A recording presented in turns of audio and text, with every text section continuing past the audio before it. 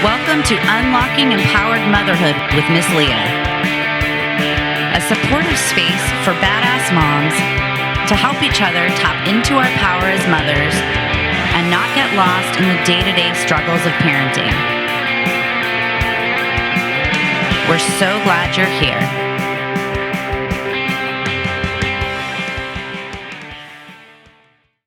Good morning, Miranda. It's so nice to meet you. For our listeners, I'm Leah. This is Miranda. Miranda and I have never met or spoken besides the last 38 seconds on the Zoom call. So we're going just cold here. And I'm going to let you go ahead and let us know why you reached out and what you want some coaching about today. Yeah, thank you so much for having me. So I am a mom of a 2.5-year-old. She'll be 3 in about 4 months, and I'm also 17 weeks pregnant. And so wanting to kind of talk to you and pick your brain a little bit on all things transition. So wanting to talk about potty training, wanting to talk about transitioning from a crib to a toddler bed. I think a lot of people that are in my position, and I'm especially feeling this way, but a lot of people in my position feel like the due date is this time where you have to kind of have all of these ducks in a row. You have to have all these things finished. And so in my mind, I'm like, do I want 2 kids in diapers? Do I want 2 kids in a crib? Do I want to try to transition her into these different things before the biggest transition of all, where she has a baby brother joining her? So wanting to just kind of pick your brain on some of those transitions. Absolutely. I'm so happy that you reached out. This is really key. Some of the things that you're mentioning are I love to see to circumvent people from creating more stress on themselves than is necessary. And so I think you're being very smart and proactive thinking about this ahead. And it sounds to me like you're open-minded. You're not feeling like, if the question was, how do I get all of these things done before the baby comes? I would probably say, I don't think I'm the right person for you to talk to. I'm No. all about being realistic and having measured expectations. So I think we're definitely on the same page there, and that's a great place to start. So in terms of potty, let's start with potty training. Let's just talk about that in a vacuum. Has there been any movement forward with that? Is that something that she has any interest in, or is that really you're just thinking about 2 kids in diapers? Good question.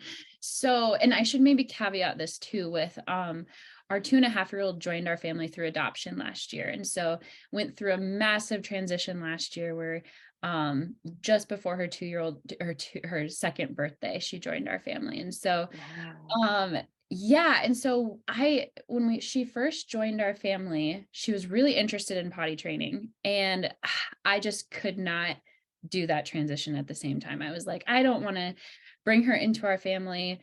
And then even like, my partner and I both had parent leaves. And so then, like the thought of putting her in daycare after a couple of months, I was like, that's way too much. I'm not even going to try potty training at this point.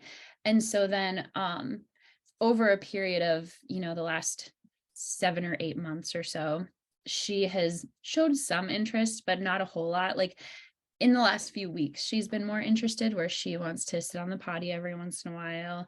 Um, and she has gone in the potty once, but I think that was a little bit of a fluke where she, you know what I A mean? lucky Like, accident. Yeah. yep, a lucky accident. And so she's shown some interest in it, but have not wanted to force it just because of those big transitions last year.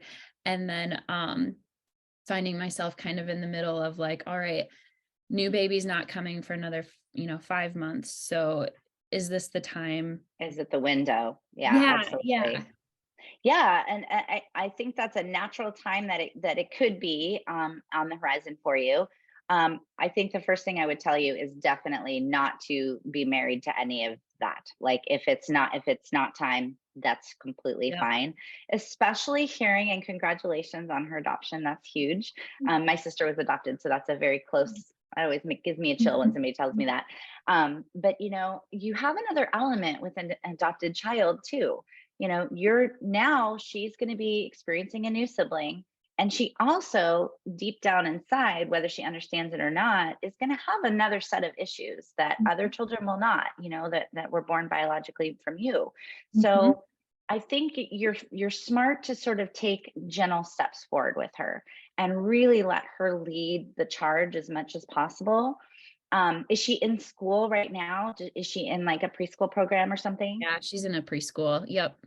Okay. So, and the school doesn't have any requirement that she has to potty train or anything like that. No, so she's in like the preschool group at a daycare, so they do like learning and it's like before after school stuff. But no, they don't have any sort of requirements. At Good. least not Okay. yet. Yeah, no. Yeah, because I've seen that with so many parents where they get shoved down the road when the kid Mhm. really isn't ready, and maybe the parents aren't even ready yet because they're supposed to be by the time they're in the next class or something like that. So I'm happy that's not on your plate. Um, yeah, my initial thought is like when we have families starting and the kids are going to start when they're 2.5 in preschool, and they say and they want to get them potty trained before, we usually say don't bother, because Mm. as soon as you get into this new transition, that's when fears and anxieties and things pop up, and they grab on to control wherever they can, which typically potty is like the top. It's the Yep. thing they can control that you can't do anything about. Mhm. So I've seen kids that seem to be fully potty trained, and when they go through another type of a transition, suddenly it's 5 accidents a day, or silly things like standing in front of mom and just peeing, and mom's like, Mhm. "Are you kidding me? We're right next to the toilet. What are we doing here?" So potty is one of the easiest places for them to clamp down on control. And as much as having 2 kids in diapers could be a little bit unwieldy, having a baby in diapers and a not fully potty trained kid that drags the process out for an extra year is so much worse. So Mhm. I would definitely say, encouragement is great. If she wants to sit and have time on the toilet, she wants to come hang out with you while you're in the bathroom, all Mhm. that kind of stuff is just, lighting the first little flame.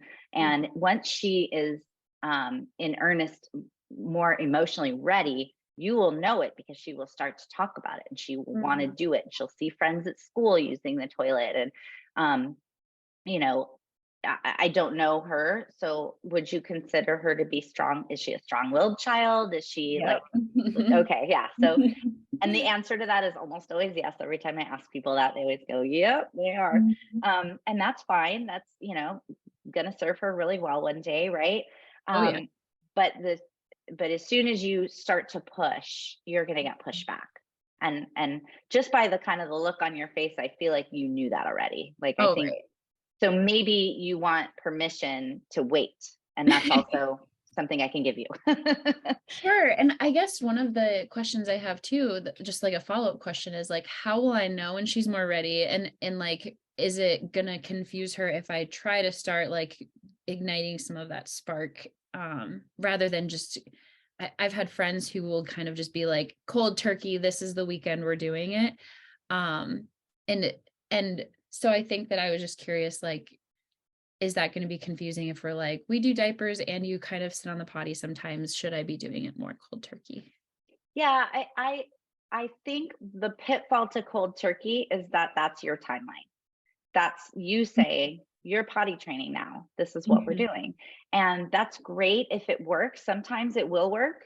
And other times, 2, 3 months into them being fully potty trained, you'll start seeing the pushback. And that's what I usually will caution people, like there's all the different methods. People have all kinds of names for, basically we lock the kids in the hallway and we only go to the toilet every 15 minutes. And that's what we do for 3 days. And, you know, Mhm. to me, that's more of like you're training yourself to use your timer, and that's great. But is she getting any benefit to like learning to listen to her body? Mhm. So I recommend for sure, and we're coming into summer, naked time in the backyard. Mhm. You could get her some panties and let her run around in her underwear in the backyard. They need to feel wet and uncomfortable and recognize, like, ooh, I don't like how that feels. Yeah. And for some kids, that sensory doesn't affect them. So for Mhm. some, they could sit in it and it doesn't bother them. So that's another sign that like, let's cool our jets and wait a little while. Mhm. But unless you completely shift what you're doing every day, all the days, I don't think it will be confusing at all. I think, if you think of being fully potty trained as a mark you hit out in the future, and you look at it that when she is ready and she's fully engaged and invested and emotionally ready. I just spoke to a parent the other day who said, he knows when he has to go. He tells me when he has to go. We go to the bathroom, he won't go. And Mhm. then he'll pee in his pants 5 minutes later. And I'm like, so he's physically ready, but he's not emotionally ready. He's holding on to it. And that's, back up, just let that be, and stay in the underwear for a while, or in the diapers for a while. Mhm. Um, and I think the same argument can be made for the bed. I, you know, Going from a crib to a toddler bed or to a big girl bed can be very empowering.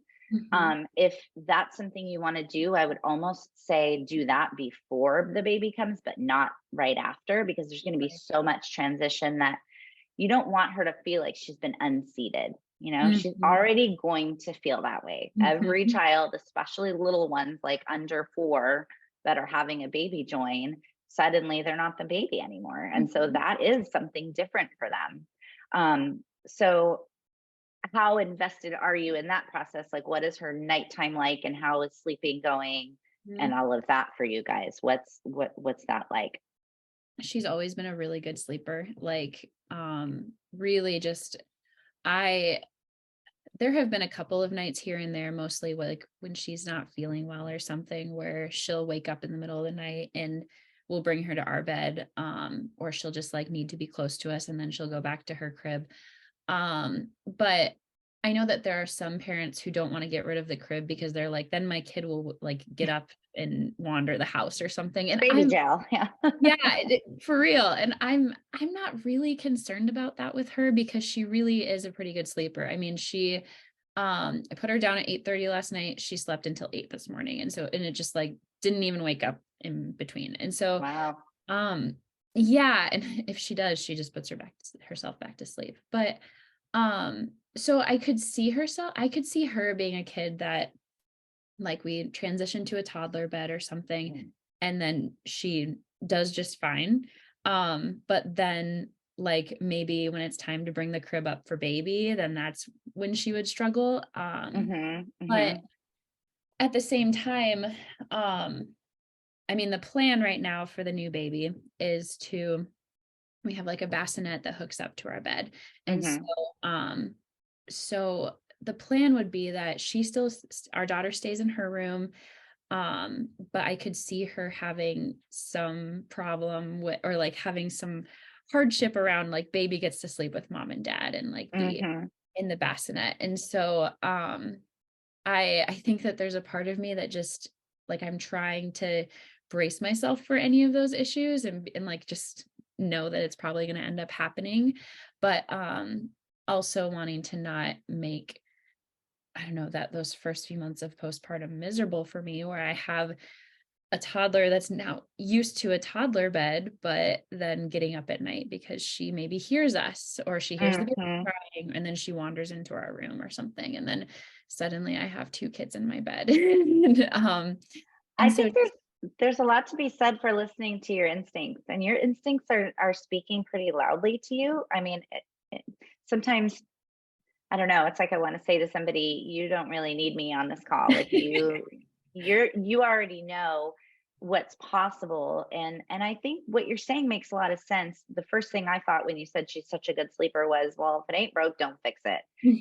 She's doing well right now. She's happy, she's secure, she's safe in her crib. She's not trying to get out or needing, not an escape artist. That's awesome. So maybe you wait until she's used to having this other little being in the house.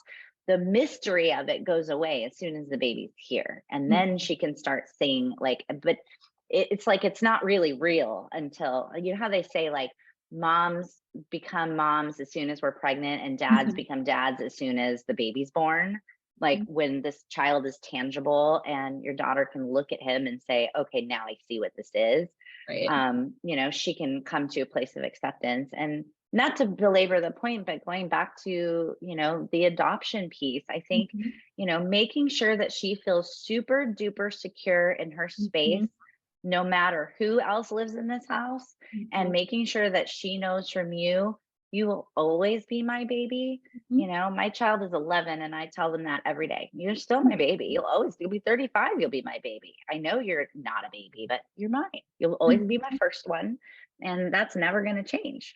So I think, yeah, I feel like if you take the arbitrary timelines off the table completely and Mhm. you focus in on what is happening right now, she's secure, she's happy. She doesn't sound like she's banging the door down to potty train yet, so that's fine. Stick with the diapers for a while. And once you're in routine and things are kind of flowing and still going to school and she's understands that there are times where she does still get just mom time or just dad time Mhm. and all of that once baby's here, then that the security will be in place for all of those transitions. Mhm. Is that making sense? Yeah, no, that makes so much sense. And even one of the things that you just said actually made me think to myself, like, if I didn't have this baby coming, in like 5 months or, whatever, if I didn't have that time frame in my mind, like, I don't think I would maybe be considering putting her in a toddler bed at this point. I probably wouldn't be considering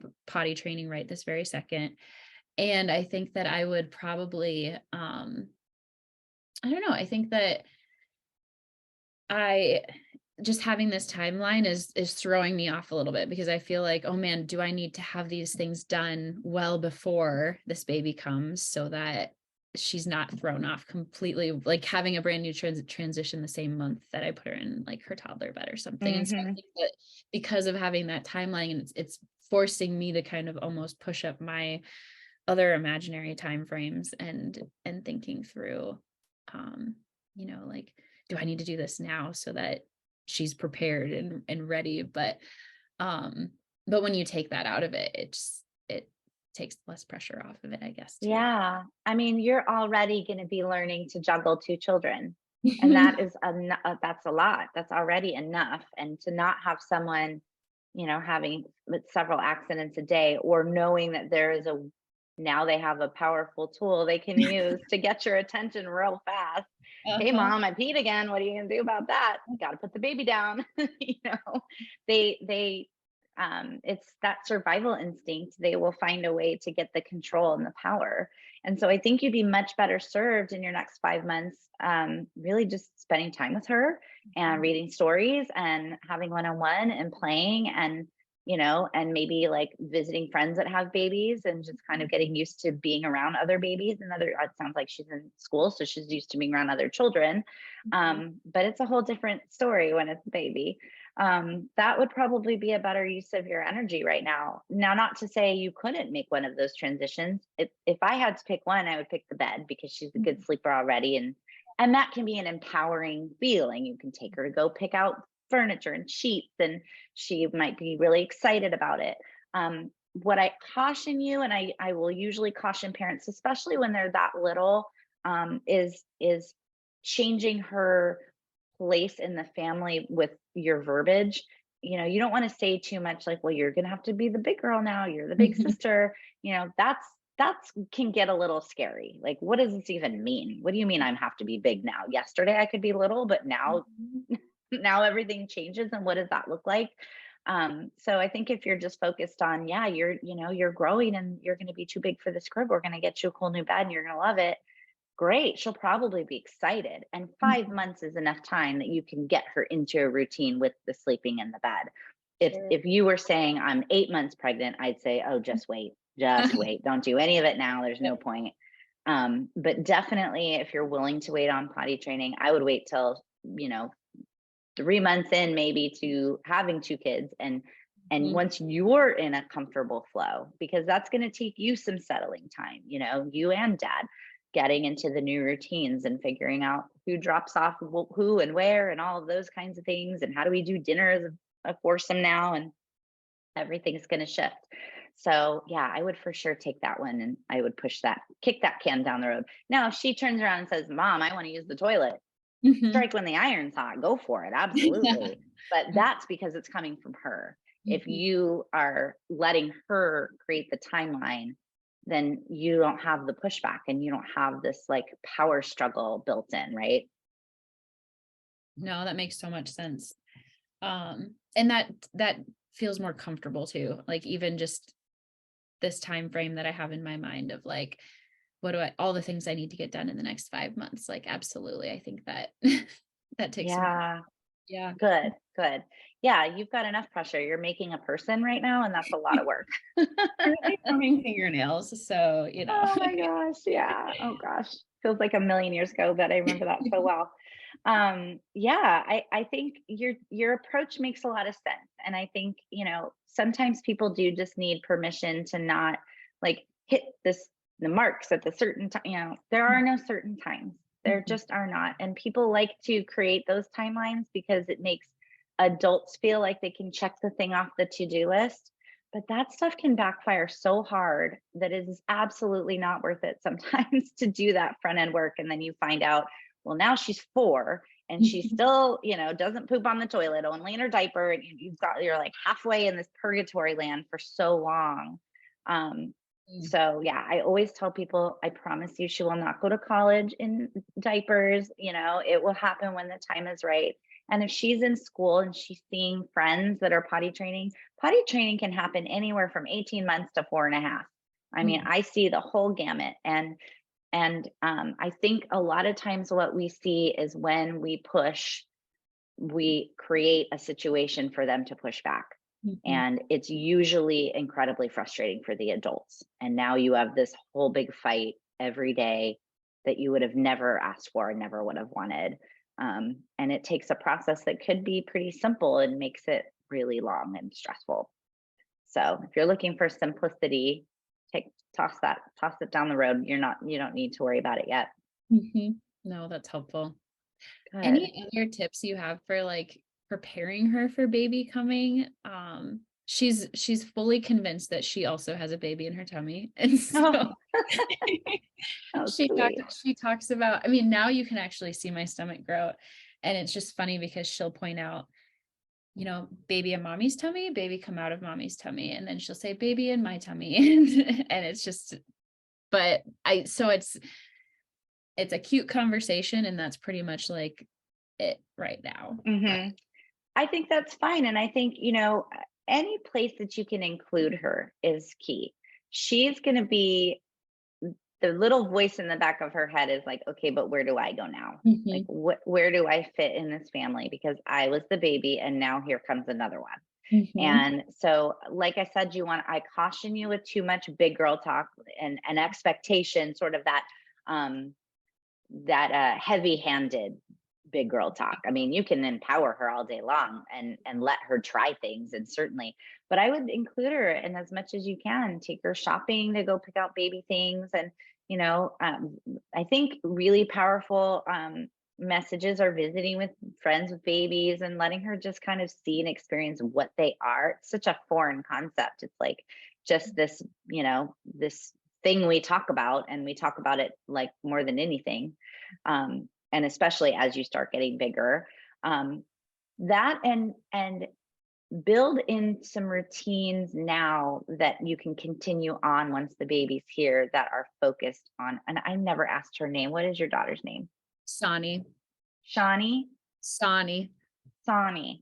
So build in some things that you and she already have in place, that, every Monday night we do story time together, whatever it is, certain specifics that are always just one-on-one, because you're the one she's going to miss more. No offense to dad, the best dads in the world are, going to be secondary, because you're the one that's going to be, she's competing for the attention with that baby. So, anywhere that you can have sort of sacred time that is just for you two, and you start it now. And it can be anything at all. It can just be, we color after dinner. That's what we do every night, whatever it is. And then make sure that once that baby's here, dad takes the baby during that period of time, and we will still have our time together. I think that's how you carry through the connecting threads from before to after.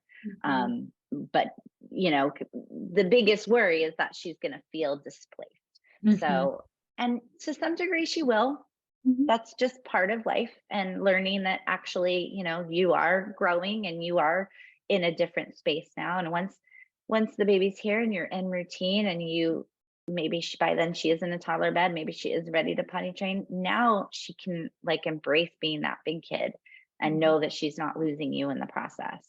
Yeah. Right. Get used to saying, you're always my baby forever and ever. I think they really need to hear that, because it's so foreign. And right now she's the only one, and she's got both of you, all of your attention. So, but it's good she's in school too. So she's used to being around other adults and other kids. And does she like school? Yeah, she loves it. She's so social. Yeah. Good. Yeah. I think when we compare too much to other people, or we almost oversaturate in, what everyone else is doing, it can make you second guess and question. And it sounds like she's in a really good place. And it sounds like you're really tuned into what she needs. And you should just remind yourself that that's where you are and you're doing a great job. And all of these landmarks are arbitrary. They're a choice. And, I spoke with a woman, my other podcast that we posted the other day was about riding a bike. Her daughter, is not interested in that. And I told her my child didn't ride a bike until I think maybe 7. Finally, they were ready, and they just have zero interest. And, for us, it was like, why would we push this? Yeah. Griffin loves being on a scooter, be on the scooter. It's fine. So I think, we can take that pressure off. There's plenty of pressure everywhere in this life. I'd rather you be able to spend time cuddling and spending one-on-one time and figuring out what her favorite things are that you can start doing and spending time doing now and continuing through. And that's going to really keep her feeling safe and secure. And that's really ultimately what you want, right? You're looking to make sure she feels the most secure. Absolutely. Yeah. Those are great tips. I really appreciate it. Yeah. Good. I'm so glad. Well, is there anything else you want to touch on before we wrap up? I don't think so. I'm trying to, she doesn't use pacifiers. There's not any of like the weaning of that we need to do. And so, it's really just those big things that have been kind of in the back of my mind. But no, I appreciate this conversation just about transitions and even just thinking about like, routines and things that we can keep up after the baby comes. I think that'll be really crucial. It's a good reminder. Awesome. Yeah. Good. Yeah. You know what? I think sometimes it's simpler than we think. And the more we think and the more we overthink, and then we look on Pinterest and we look on Instagram and we see what everybody else is doing. And, you've got to just go back to, where am I? Who is this kid? What does she need from me? And she sounds like she's got wherewithal. She'll let you know what she needs, and you will not miss those messages because she'll probably be loud and clear with them. So trust her that she will tell you what she needs, and trust yourself that you've been paying attention to her cues for the last however long she's been in your life, and you're going to keep doing that. Yeah, absolutely. Awesome. Well, thanks, Miranda. I really appreciate it. And I would love to circle back with you. I'll just probably ping you on Facebook in a couple of weeks and see kind of if anything has changed or where you're at, if you guys are thinking about the bed still, or kind of what's happening. But I'd love to catch back up with you again in the future.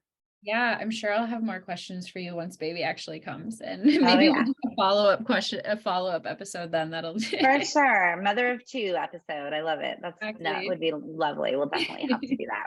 I love it. Thank you. So much. You're so welcome.